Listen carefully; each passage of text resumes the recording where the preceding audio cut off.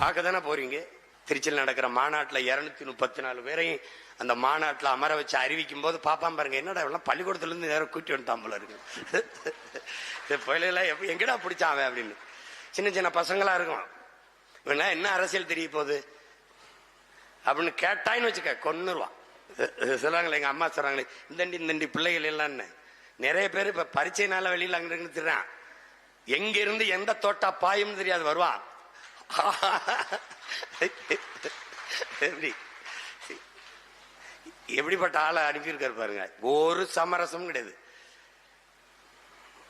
எனக்கு கூட்டணி அப்படிம்பாங்க. சாப்பாட்டுல தான் கூட்டு பொரியல்லாம், சண்டையில தனிச்சுதான் போடுவோம். அவன் ஒண்ணு அப்படி தப்பா பேசுனா நீங்களே போய் அடிக்கணுமா? தம்பியை பாத்துக்க மாட்டேன். ஆள் வச்சு அடிக்கிற பழக்கம் எனக்கு கிடையாது. நானே அடிப்பேன். முள்ளிவாய்க்கால் அந்த காட்டுப்பதிலுக்கு தென்னை மரத்துக்கு இடையில கூட்டிட்டு போய் அங்கே நம்ம பிள்ளைகள் எல்லாம் பயிற்சி எடுக்கிறாங்க. சின்ன சின்ன பிள்ளைங்க 20-22 வயசு அது மாதிரி இருக்கிற பிள்ளைங்க. அந்த பீரங்கி இதை விசை இழுத்து அடிக்கணும். இந்த தென்னையிலிருந்து ஒரு கயிறு, அங்கிருந்து ஒரு பெட்டி, அட்டை பெட்டி வேகமா போகும். அதை குறிபார்த்து அடிக்கணும். அது காலையில அந்த பனிக்கொட்டத்தில் அவங்க பயிற்சி எடுத்துக்கிட்டு இருக்காங்க. அதிகாலையில என்னை கூட்டிட்டு போய் இறக்கி விட்டு அங்க தங்கையை கூப்பிட்டு, அண்ணனுக்கு கொஞ்சம் டச் கொடு, அதாவது பயிற்சி கொடு அப்படின்னு சொல்றாப்புல எங்க அண்ணன்.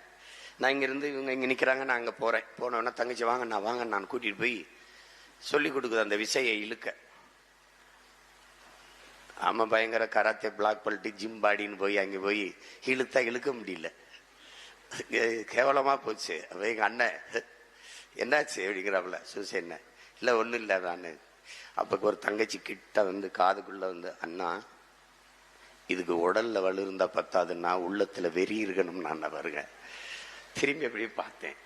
உள்ளத்துல காது கிட்ட வந்து சொல்றா, உள்ளத்துல வெறி இருக்கணும்னா உடம்புல வலு இருந்தா பத்தாது அப்படின்றப்பல. அப்போ ஒரு வெறியை ஏத்திக்கிட்டு இழுத்து அந்த விசையை இயக்குனேன்.